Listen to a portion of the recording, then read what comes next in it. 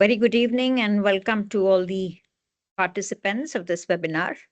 I'm happy to introduce Dr. Abinaya. She has been with Genotypic for the last 2 years and handles major technologies of sequencing, both Illumina as well as Nanopore. And she is going to present today about how RNA sequencing, the different dimensions of RNA can be assessed and inquired upon using nanopore sequencing, something that no other technology currently can offer. She'll present both on the technology as well as some of the applications. Listen in and very exciting work. So I'll also be on the meeting to address any questions you might have. Over to you, Abinaya.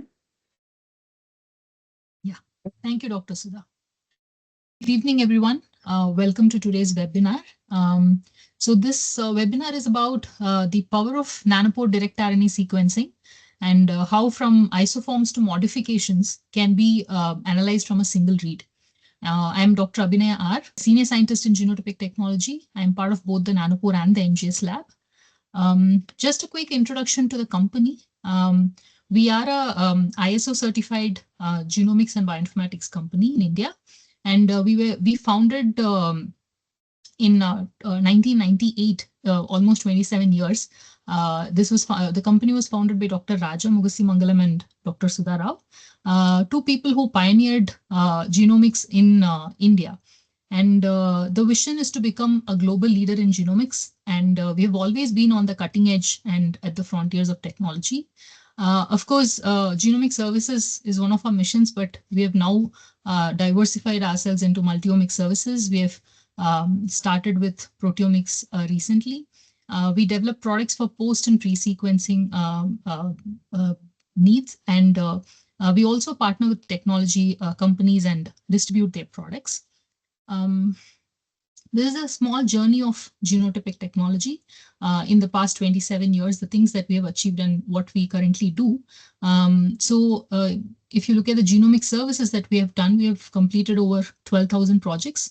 Over 3,000 different kinds of samples have been handled, and over 1 lakh samples have been analyzed. And we also sell and distribute products. We make our own research products as well. We provide support, be in installation and training on new technologies. We do conduct regular trainings and workshops on various technologies in genomics. This is just a timeline since the time of inception of the company. We started in 1998. And by 2005, we were the first in India to be certified by Agilent for microarray services. And by 2010, we were ISO certified for quality management. And in 2014, we had Ion Torrent, and we were service providers for short-read sequencing technology. And by 2015, we had the Illumina sequencing services. And by 2016, 2018, we started with the long-read sequencing services using Oxford Nanopore technology. And we're also the official distributor of the products of Oxford Nanopore technology. And by 2024, we started with Q40 accuracy short-read sequencing technology, which is by PacBio.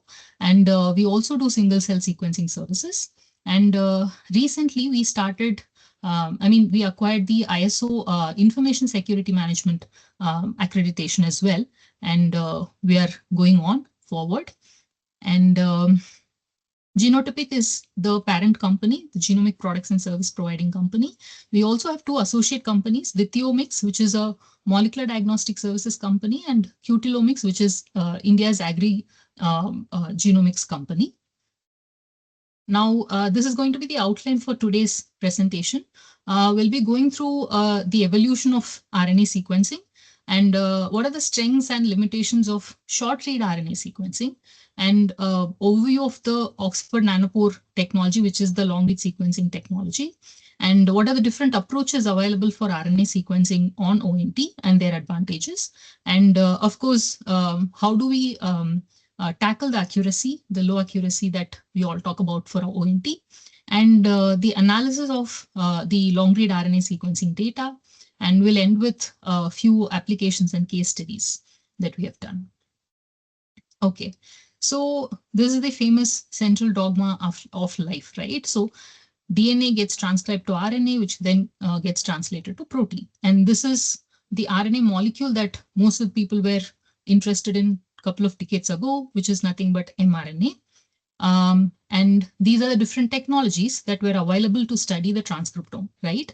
So if you look at the initial 2 decades since 1990, you had technologies like EST, the expressed sequence tags, and SAGE, the CAGE, to look at the 5' cap ends, to look at the transcription start sites, microarray technology, again, looking at the expression of the mRNA. So most of it was centralized around mRNA research. But post the era of sequencing of RNA, we started looking at the other sections of RNA as well. For example, the novel RNA. It's like all these technologies are mostly dependent on the known sequence of the RNA. But what about the unknown mRNA sequences? So those were discovered, and non-coding RNA were discovered, and then they were found to have regulatory roles in the expression of these RNA. Different splicing patterns, the modifications on the RNA, the poly-A tail length, we'll touch upon this in coming slides, and RNA sequencing at single cell resolution and even at spatial resolution, right? So all of these were possible post the evolution of the RNA sequencing technologies. Now, coming to short read sequencing technology, this is just a snapshot of how cDNA sequencing library is prepared for a short read sequencing platform. And you would typically start with fragmenting the RNA, converting it into cDNA, add the barcodes, adapters, and then PCR enrich it, right? So this is a typical protocol. To study the transcriptome, to study the expression of mRNA, to do your differential gene expression analysis, all your typical transcriptome analysis. Let's say you want to look at the methylation modification on your RNA molecule. For example, M6A. What would you do? You would do something called methylation RNA immunoprecipitation sequencing, which is an additional protocol that you would do before the library prep. So basically this, here again, you're fragmenting your RNA, you're pulling down the RNA fragments that have a methylation mark on it, and which is then used for the library preparation. So an additional protocol to the already existing library preparation protocol, just to look at the methylation. Let's say you want to look at the poly-A tail length, and you want to measure the poly-A tail length on your transcripts between, for example, control and a knockdown, or between 2 different conditions. Then you have a wide variety of workflows that you can choose from, of course, but again, lengthy protocols and a separate protocol just to measure the length of poly-A tail, and then do a sequencing separately and analysis. So this is just to show you that to answer 3 different questions, you are going to make 3 different libraries, sequence them separately, and analyze them separately, right? So that's a cumbersome process and an expensive one too. But there are strengths to short-read RNA sequencing. For example, they have a high accuracy. Q30 to Q40 is achievable now. And they have high throughput as well, because they come with 384 barcodes. You can put 384 samples in a flow cell, and you can generate up to 8 TB of data per flow cell. But it all comes with a certain set of limitations as well. Because like I said, you're fragmenting your RNA. That leads to assembly challenges. Example, if you have to do a de novo transcriptome assembly, it becomes a challenge. And ambiguous isoform reconstruction, right? Because your splice variants, reconstructing them from shorter reads is going to bring ambiguity. And there is going to be difficulty in detecting these alternative splicing, gene fusions, full-length transcripts, and also looking at RNA modification and poly-A tail length. Especially important, the RNA modifications and poly-A tail length is because, of course, modifications determine the regulation of the RNA molecules, and poly-A tail length is an indication of the stability of the RNA molecule in the cytoplasm. Longer the tail and it's more stable, and the translation would be more efficient. The shorter the tail length, it's going to go for degradation, right? So measuring the length of these molecules also is very important. Now, how are all these limitations addressed by the long-read sequencing technology. Before going into that, just an overview of what the Oxford Nanopore technology platform is all about. This is a typical DNA or RNA molecule, which is converted to library by adding barcodes, adapters. The adapter would typically have a motor protein. I'll just explain how useful that is. So this is a nanopore that you would find in a Oxford Nanopore flow cell. And what you see on the top is a library. So the pink color molecule here is nothing but this motor protein that you see in the library. And this is your double-stranded DNA or RNA. The motor protein is nothing but a helicase enzyme. So its function is to unwind this double-stranded molecule, pass one strand through the nanopore so that that can get sequenced. The other strand goes out of the pore. Now, while this happens, there is an electric current that is passing through the nanopores constantly. And if an RNA molecule or a DNA molecule passes through this pore, the electric current is getting interrupted. And that's the signal that you would see when there is an interruption. It's called a squiggle file. These are the raw files, raw data that you get from Oxford Nanopore sequencing technology. They're typically called POD5, which is then base called to a FASTQ data, which is nothing but your RNA or a DNA sequence. Now, these are different flow cells and sequences that are available in Oxford Nanopore sequencing technology. So Minion is a flow cell that gives you about 30 GB of data. Prometheon gives you up to 200 GB of data. And you could run a single Minion or 5 Minion flow cells at a time, depending on the sequencer you use, Minion or Gridion. And Prometheon also has two different variants, the P2 variant and P24 variant.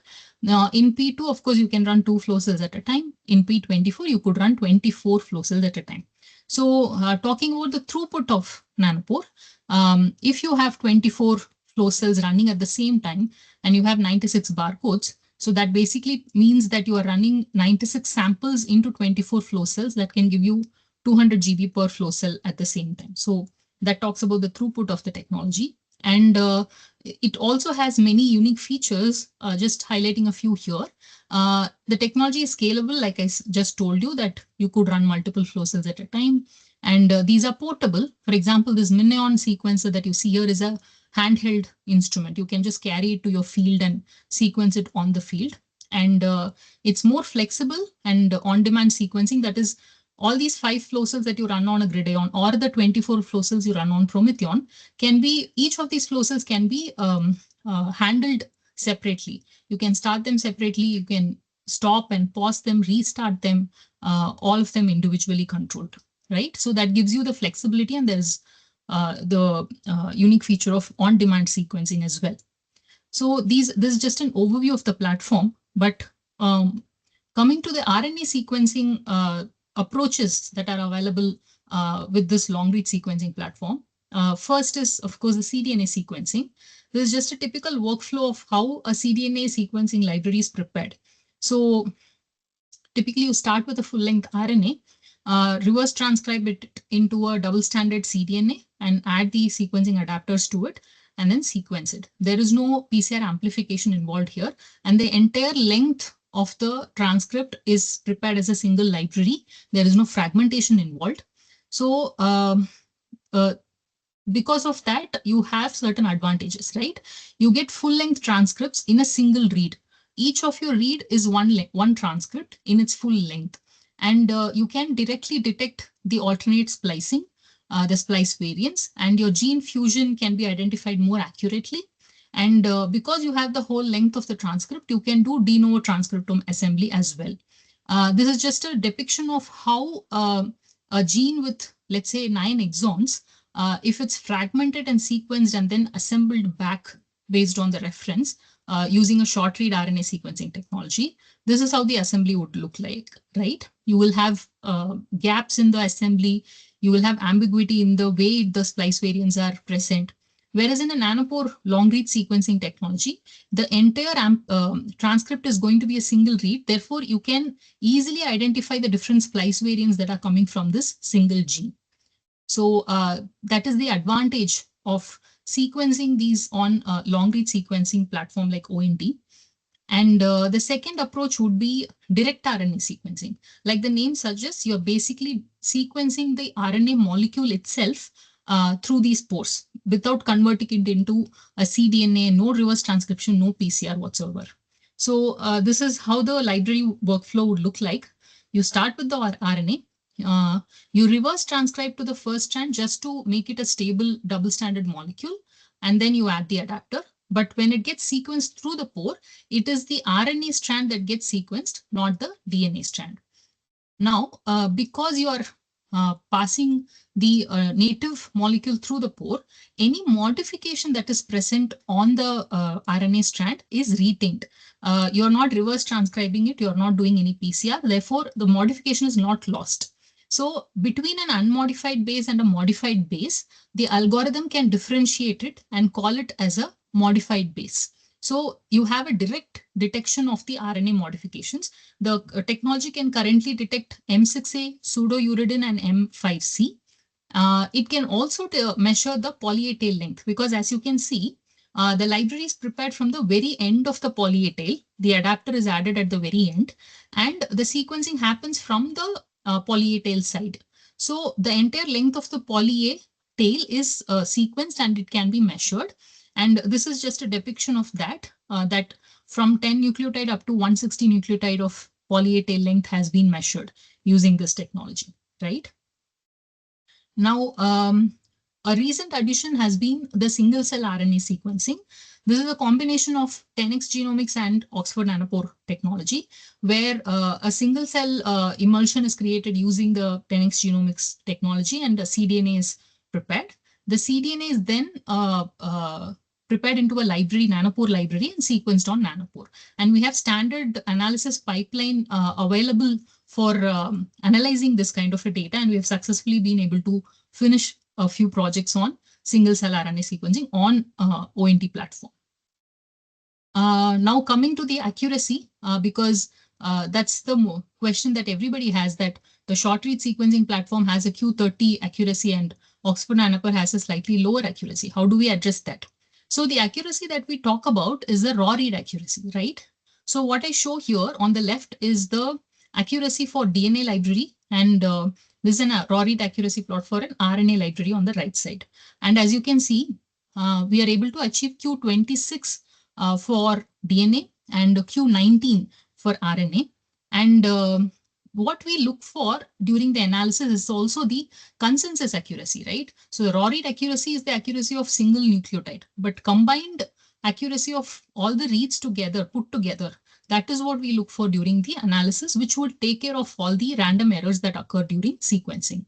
So that takes care of the accuracy part. And also the ONT platform as such comes with advancements in their base calling model and the sequencing chemistry. They keep upgrading their sequencing chemistry and also updating their algorithm for base calling, which also improves the accuracy of the reads. So that is taken care of. Now, these are different pipelines that are standardized in Genotypic Technology for analysis of long read sequencing data. So for the cDNA sequencing data, you have reference guided transcriptome analysis workflow and de novo transcriptome analysis workflow. So typically you would have raw reads, which you would convert into process reads by trimming the adapters and removing the barcodes and align it to the reference genome, and then do a differential expression analysis, gene ontology analysis, and pathway analysis. When it comes to de novo transcriptome, after the trimming, you would also do an assembly, and using that assembly, you can then perform differential gene expression analysis and also your gene ontology, pathway analysis, sequence repeat prediction. All of that is possible. With the direct RNA sequencing, you could also, like I said, measure the poly A tail length, which is basically done from the raw file itself using Dorado. The poly A tail is detected and then annotated into the respective mRNA. And M6A analysis also has its own pipeline called Eligos2, which can do the M6A detection and also the differential expression of M6A containing transcripts. So this is the analysis workflow for that. Now we have different applications for each of these workflows. With the cDNA sequencing, we do full-length transcriptome sequencing, be it reference-based or de novo. We identify splice variants and isoforms. We also detect fusion-specific information, and we sequence at single-cell resolution. And with direct RNA sequencing, of course, you can do all the transcriptomic analysis, your regular analysis. But in addition to that, you could do poly-A length estimation, detection of modifications like M6A, pseudouridine, and M5C modifications. And additionally, you could also do a whole genome assembly of RNA viruses with RNA genomic material, right? So we can do genomic assembly and variant analysis for RNA viruses as well, and also metavirome, metagenomic samples with various kinds of RNA viruses. We could also take up those projects. Now I'm just presenting a few case studies. So first one is from a cDNA sequencing project where we did a de novo transcriptome study of a plant species, right? So we had 4 different samples. What I'm showing you here are the number of transcripts that we generated for each of these samples, and the clusters that we got from there, and the final coding transcripts that we could get from each of these samples. And we were able to successfully do pathway prediction for all these transcripts and look at the frequency distribution of the repeat sequences, and also do a differential gene expression analysis after the assembly was done. And this is a representation of the differentially expressed genes in a heat map form and a volcano plot form. This is a second case study where direct RNA sequencing was used to look at the M6A modification and also do transcriptomic analysis of a eukaryotic organism. Here again, we had 4 samples, and what I show you here is M6A transcript, M6A containing transcripts, distribution of these transcripts, and these are genome mapped transcript expression of the same samples. This is a differential gene expression of the M6A containing transcripts, upregulated, downregulated genes. This is a volcano plot of the same. And what I show you here is the number of transcripts that are found both with M6A transcription and they're mapped to genome, and the unique transcripts that were not containing an M6A modification, right?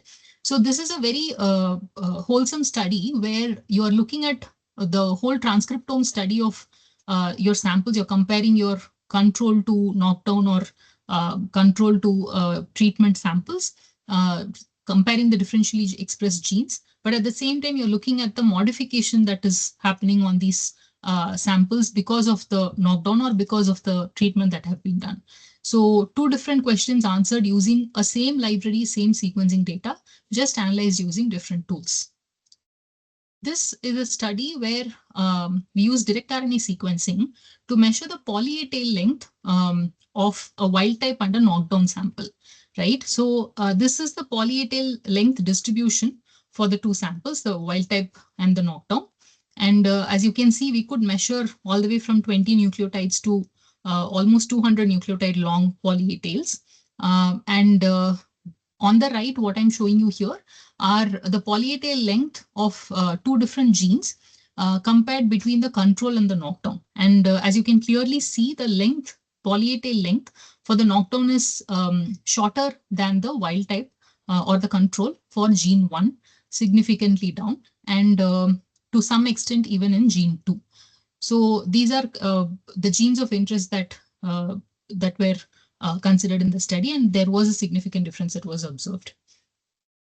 And coming to the last case study, if you noticed the direct RNA sequencing workflow, it starts with a poly-A tail containing RNA, which basically means mRNA in eukaryotic system, right?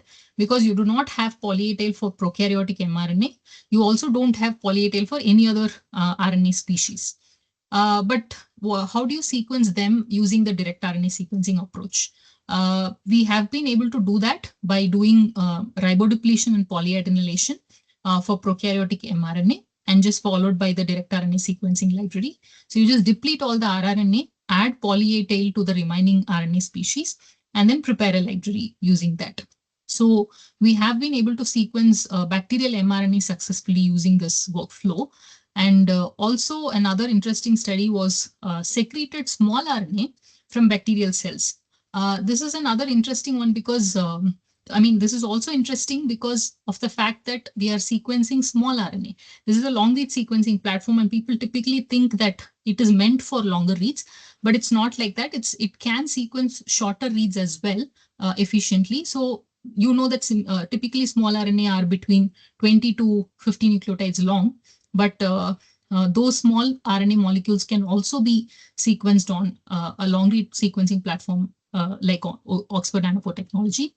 And reason being, you want to look at the modifications on these as well, right? So that gives you an edge. So with this workflow, you could typically use this technology for bacterial transcriptomes and all kinds of transcripts that do not have a poly A tail as well, right? So these are all the different case studies that wanted to put across. And the main takeaway from the Oxford Nanopore Technologies RNA sequencing is that the ability to sequence the native RNA molecule, which gives you an edge with looking at the modifications, looking at the full-length transcripts in a single picture, and being able to look at, do the studies on stability of the RNA molecules by measuring the poly tail length. All of this coming from a single sample, single library, and a single sequencing data reduces your cost and gives more scope to discover new things that